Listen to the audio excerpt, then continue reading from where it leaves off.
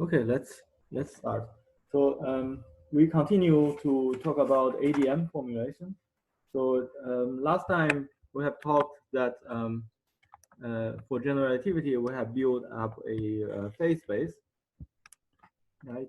And after removing Pn and n's and those labs, we have seen that labs function and shift vector they are just Lagrangian multipliers, and there's no any dynamics of them, and so we just ignored them from the canonical coordinates. So then after that we left with position variable, which is just the qij, and momentum variable, which is pij. Okay. and then the equation of motion is just the canonical formulation, canonical Hamilton's equation, Qij equals to delta H delta Pij and Pij not equals to minus delta H delta Qij. And here H is an integral.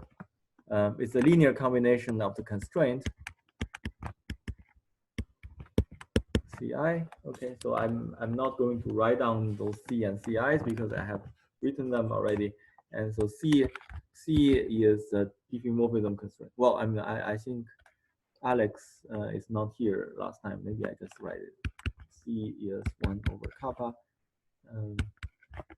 1 determinant Q. Here kappa is 16 pi g Newton. Pij minus 1/2 p square minus, okay, determinant Q 3 curvature. Okay, so this is the Hamiltonian constraint, and Ci equals to minus 2 kappa di Pij. Yeah, di is the covariant, spatial covariant derivative. Okay, and so we have the constraint and the equation of motion. Yeah, and we have mentioned that these equations, this constraint equation and the equation of motion, they are completely equivalent to Einstein equation. Okay, they are like the Hamiltonian. They are exactly the Hamiltonian formulation of Einstein equation. Okay, so now let's from this lecture we talk about these constraints. Okay, and so let me give you a definition about what is so-called first class constraint. Okay, so let's consider this is a general definition for general phase space, not just for general relativity. So given phase space, I call it P. Let's say a dimension of P. So P is a manifold. The phase space is a manifold with a Poisson bracket. Yeah, and Poisson bracket sometimes one can equivalently call it a symplectic structure. Yeah, now, of course, there's other definition of symplectic structure. I'm not going to involve here, but this is more or less the same as a Poisson bracket. The dimension of this manifold P, I will call it M. So this is dimension. This M can be infinity. Yeah, can be infinite. Yeah. So let's consider on this phase space there are constraints and constraints CA. And these constraints, they are just functions. There are some functions on the phase space. Okay, so here these are constraints. You see, these are the constraints. Firstly, they are fields, the function on space of X on the spatial slice, of course. But suppose you fix, again, similar logic as we discussed before. So if you fix the space-time X, and C is just a function of P and Q. Right? C is clearly a function of P and Q. Yeah, and so P and Q, they are coordinates of phase space, right? So and C, if you fix X, it is just a function on the phase space. So generally, what we call constraints are always functions on phase space. You know? And this X, you just view that it's similar as this A, as the label, as the indices. Okay, and here A is from 1 to N. Yeah, N is generally smaller than M. But both N and M can be infinite. So this N can be infinite as well. But the number of constraints should be always smaller than the number of total dimensions of the phase space. Okay, and suppose the Poisson bracket. So this is the setup of this definition, and if you compute the Poisson bracket between phase space functions between these constraints CA, CB. So CA and CB, they are phase space functions. Of course, you can compute their Poisson bracket. So if the result of computation that the Poisson bracket between these two phase space, between these two constraints, is also a linear combination of constraints equals F and A, B, C, C, C. Okay, namely Poisson bracket of CA, CA and CB is a linear combination. Well, Poisson brackets, let me put this, of constraints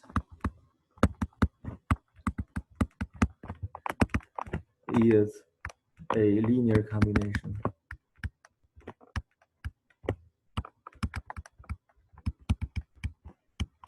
of constraints.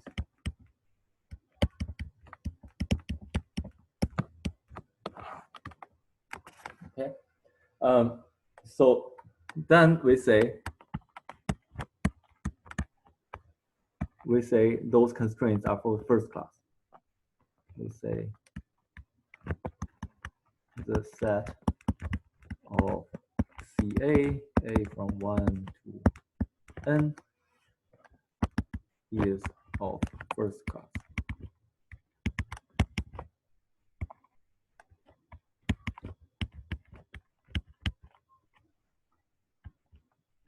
Of first class. Okay. Otherwise,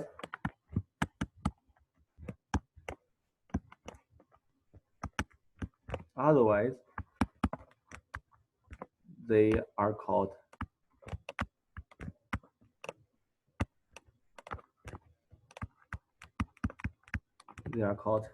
business class. Sorry, just a joking. They are called second class.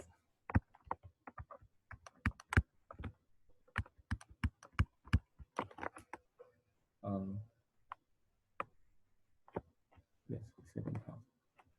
They are called second class constraints.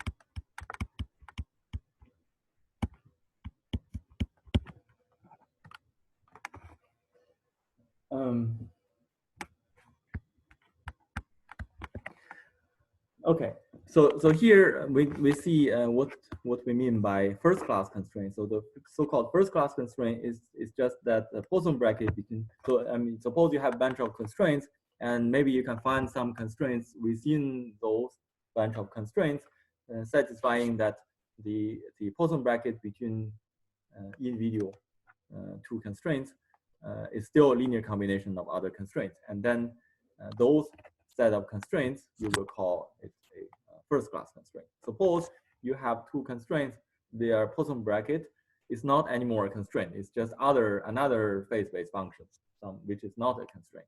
Then these constraints will be called a second class constraint. Okay, but here you see this formula is very similar to Lie algebra, right? So therefore, we call this is a constraint algebra.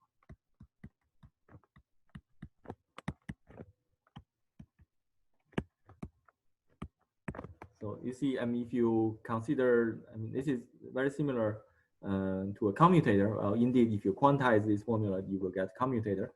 And this is like a commutator between two objects equals to some structure constant multiply another quantity, right? So this is a little bit like a Lie algebra, but they will be the same as Lie algebra if this FABC is a constant, but in general it's not. So this there will be a remark. So FABC may be a function.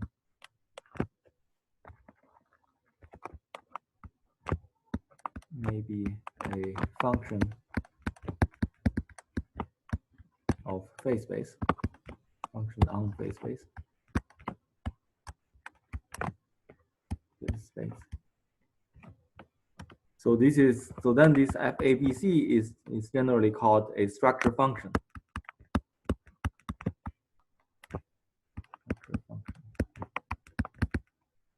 So therefore, suppose this function is trivial. It's trivially dependent on phase space. If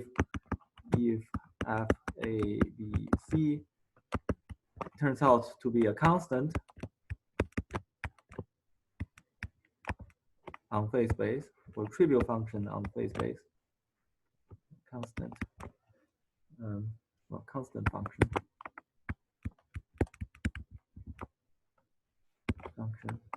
or it's a constant, then constraint algebra equals to Lie algebra.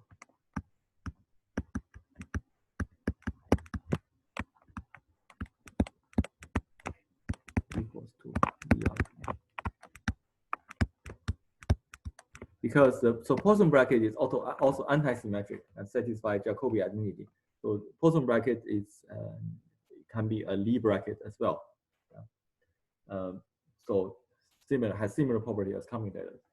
So the only difference between this formula and Lie algebra is just in case FABC is a function. Yeah? So in case FABC is a function, then it is not the Lie algebra. Otherwise, if FABC happens to be a constant, then it is a Lie algebra. All right. So then what is good about first class constraint, right? So usually first class constraint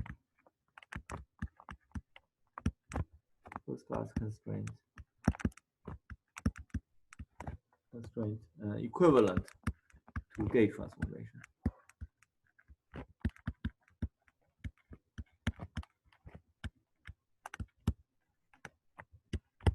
To gauge transformations. So this is a generic statement. It's not, at least there's no most general proof that for any dynamical system, if you find first class constraints, it always gives you gauge transformation. But practically for all the systems we have studied, people have studied so far, all the first class constraints give you gauge transformation. For example, general relativity. This is one popular example. We have seen, we have seen those constraints: diffeomorphism constraint and Hamiltonian constraint, and they are. I'm going to show you immediately that they are first class constraints, and they are giving gauge transformations, which is spatial diffeomorphism and diffeomorphism perpendicular to the spatial slice. And another even much simpler example is the electromagnetic field. Electromagnetic field, if you do the same procedure, do 3+1 decomposition and Hamiltonian analysis, and you will get again constraint. The constraint is just the Gauss law. Yeah, the Gauss law is the constraint. Yeah, and the Gauss law gives you a constraint, and this constraint is again the first class constraint, and the gauge transformation corresponding to this constraint is the U1 gauge transformation. It's the gauge transformation of electromagnetic field. It generates a gauge transformation by using Poisson bracket, similar as we showed you last time, how to generate gauge transformation from constraint. All right. So okay. So now let's come to specifically Hamiltonian constraint and diffeomorphism constraint. Hamiltonian and diffeomorphism constraint.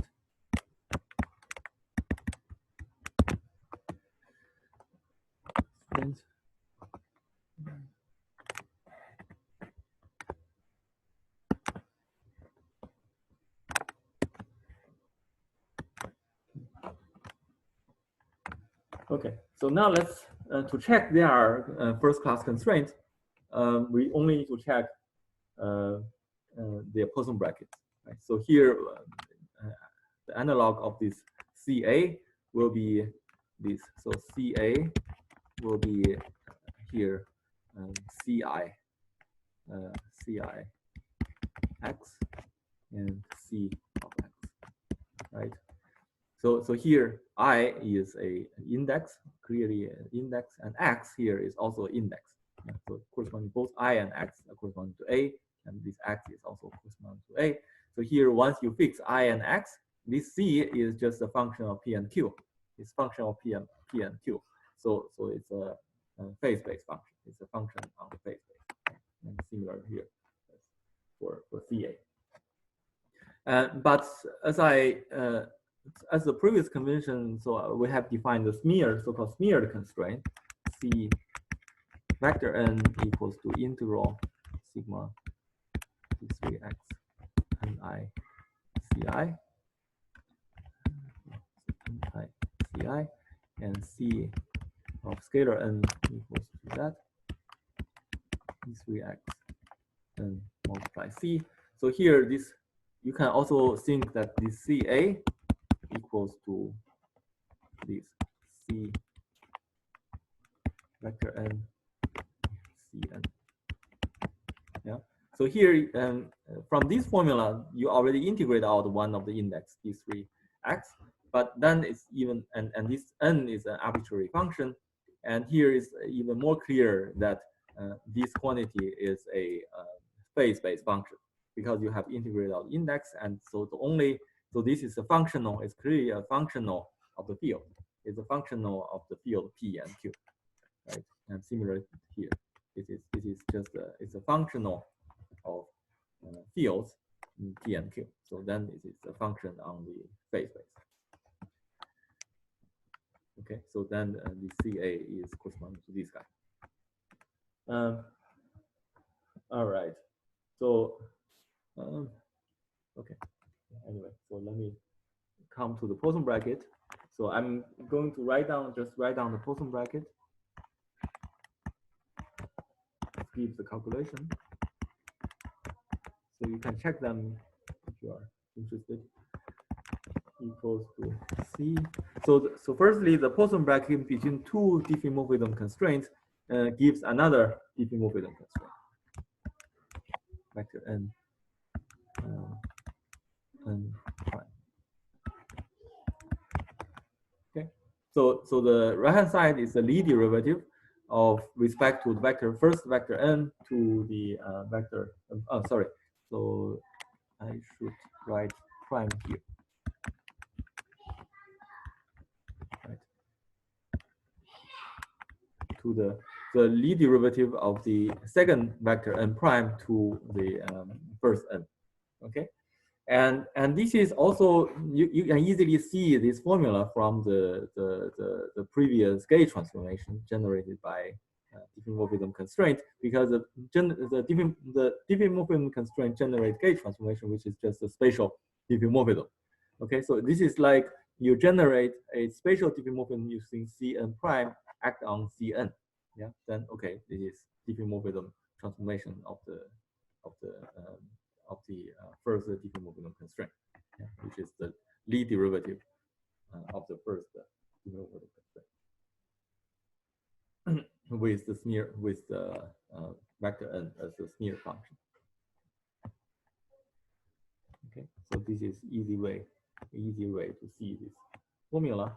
And secondly, if you have scalar constraint, the Hamiltonian constraint, Poisson bracket with diffeomorphism constraint. Again, same logic. It is just a diffeomorphism act on the Hamiltonian constraint, right? So this is just given by Lie derivative of the Hamiltonian constraint, but yeah, because Hamiltonian constraint are smeared, so Lie derivative act on this Hamiltonian constraint is the same as Lie derivative act on the smear function.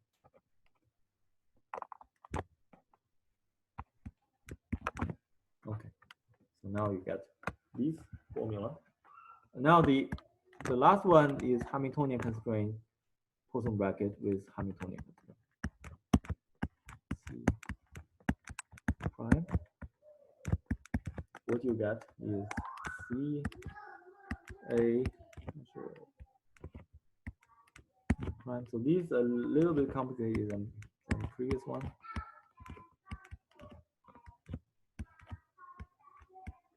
B. Okay. And so this one on the right hand side is a diffeomorphism constraint. Diffeomorphism constraint. Okay.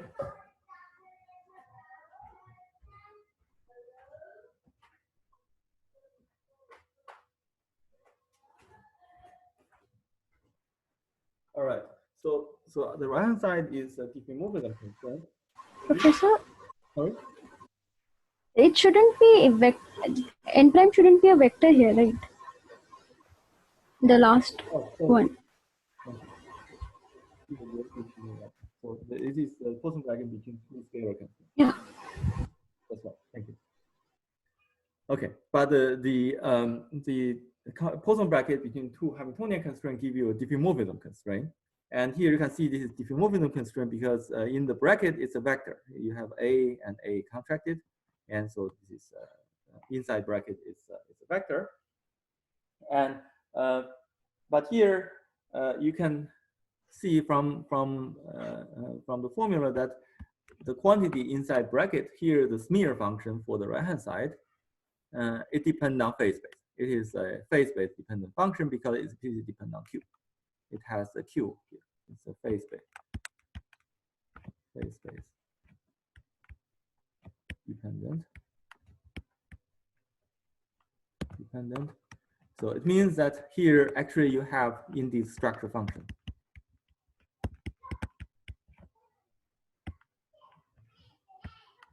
Structure function. Okay. How to see it? So let me give you some relation between these formulas and the formula here, right? And this guy and this formula. So let me relate these two formula and to show you how you extract structure function from constraint algebra. Okay. Let me make this setup. So let's define. So consider this kind of quantity. So let's define n mu and c mu. Okay, and here this n mu equals to n and ni. Yeah, so it means which means I define the 4 vector, which includes formally define the 4 vector, which includes both n, the lapse function, and shift n and ni. Okay, so let me define this. Just a shorthand notation. So, but this guy is analog of NA CA, right? So here it is integrating over spatial x. So here you can view the index A equals to mu and x. Yeah, so these, both mu and x are just index. So here you just sum over A. Yeah, but for the continuous index x, the sum is just the integral. Yeah, but again, I use Einstein summation, so I just remove the summation symbol. Okay, so this notation, this is usually called the weight notation. So this is called the weight. notation.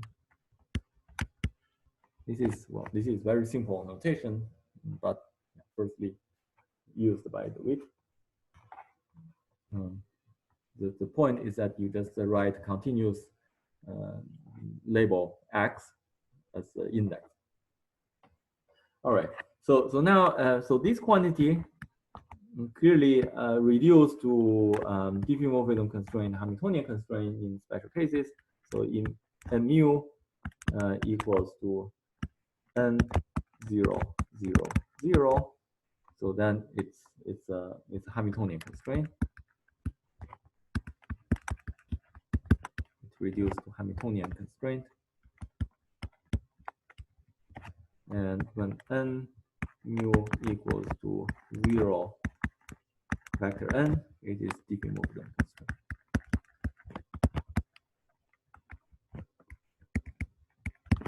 Okay, it's very simple. All right, so now let me consider the Poisson bracket. So Poisson bracket with NA, CA, and NB, CD. Okay, so let me add, let's put the second smear function to be M. Okay, and by using the general formula, so this is a general formula for first class constraint, you get the following. Okay, so this is, because n and m, they are just functions, just the arbitrary function. B. So they are, you are freely pick them out from Poisson bracket. B is to n a m b f a b c c c. Okay, so you just use the general formula of first class constraint. So this is by definition of first class constraint.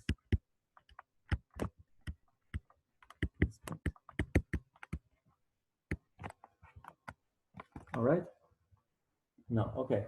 So now from then we apply the formula, the specific formula for general relativity, these formula for general relativity. So we can read off the structure function corresponding to general relativity.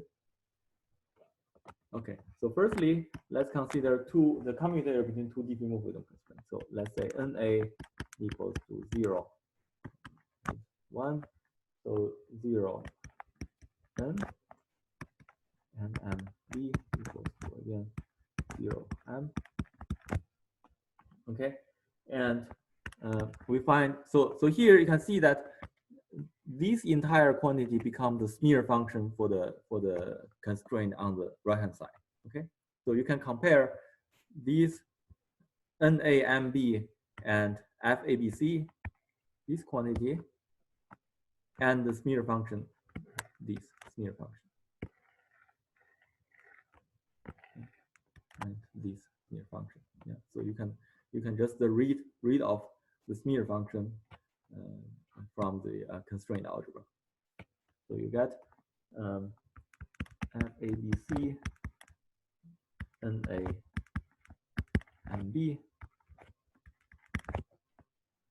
equals to 0.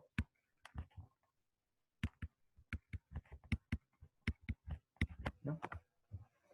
Okay, so here you get from, so here it's some specific vector NA and MB, and so this is projects FABC to some special components.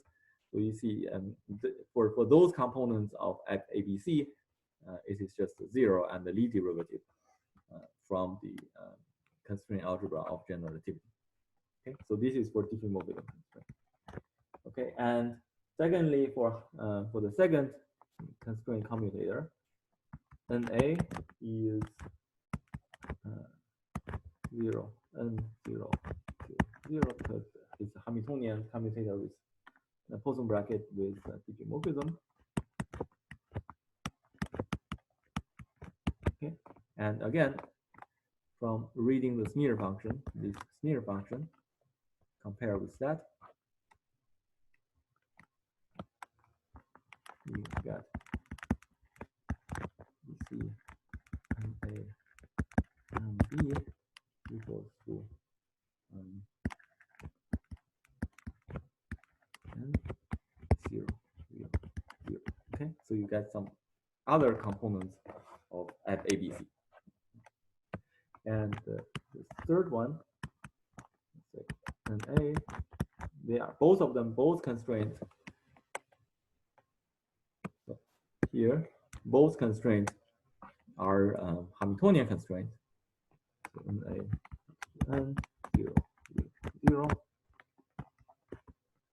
and B equals to m 0, 0, 0. Okay, then F A B C and A and B equals to 0, because on the right hand side is the diffeomorphism constraint, so the smear function is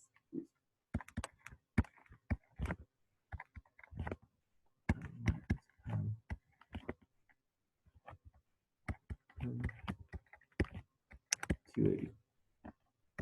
Okay, so here and from this formula you explicitly see that your structure function depends on your phase space. It's a phase space function. Okay?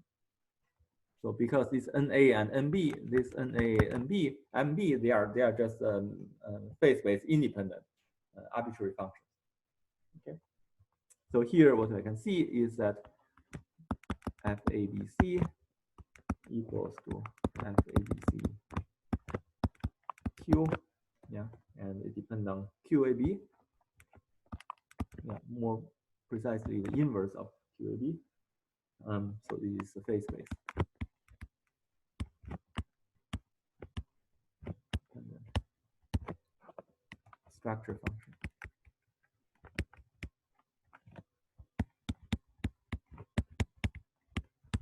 Structure function.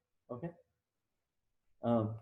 Therefore, what we conclude is that the constraint algebra, so in GR,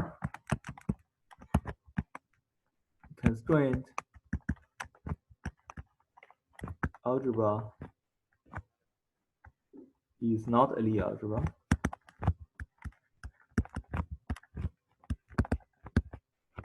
Lie algebra. Not a Lie algebra. Therefore, the gauge transformation generated by so in Hamiltonian formalism, the gauge transformation of GR is generated by those constraints. So just like I showed last time. So then the constraint algebra is not a Lie algebra. It means the gauge transformation generated by them is not a Lie group. So gauge transformation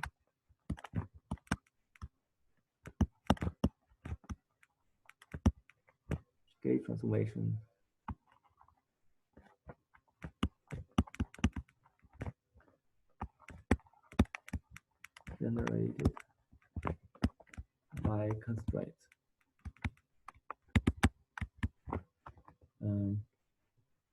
cannot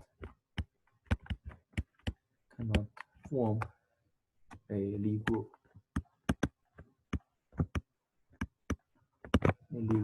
Okay, so this is actually the difference between the Hamiltonian formalism and the Lagrangian formalism for GR, because Lagrangian formalism, the gauge group is just a diffeomorphism, four-dimensional diffeomorphism. It's clearly a Lie group because it's just a four-dimensional arbitrary four-dimensional coordinate transformations, and it's a Lie group.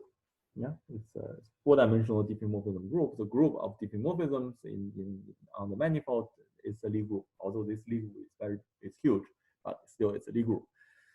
But here you can see that because once you go to the canonical formulation, right? So for general relativity, once you go to canonical formulation, the constraint algebra is not a Lie algebra. So the gauge transformation in canonical formalism is not anymore a Lie group. So it is because of this structure function. It's not anymore a Lie group. So that's actually the remnant of 3+1 decomposition. Yeah, there's some lot of I think in the 90s and later on there are a lot of discussion about this perspective. The people find that the reason for this difference is because of this 3+1 decomposition, and in general relativity, it's a diffeomorphism invariant theory is supposed not depend on the coordinate transformation. The theory is not dependent on coordinate transformation, but these 3+1 decomposition, the Hamiltonian formalism, it relies on this 3+1 decomposition. So when you build up the Hamiltonian formalism, you sort of chosen a 3+1 decomposition. So at the very beginning, you break a little bit about these gauge invariants. So then it caused some remnants because of the speciality of the general relativity. Although you sort of get it back because you have both diffeomorphism constraint and Hamiltonian constraint, but still you get some difference. Yeah, so still you get some difference.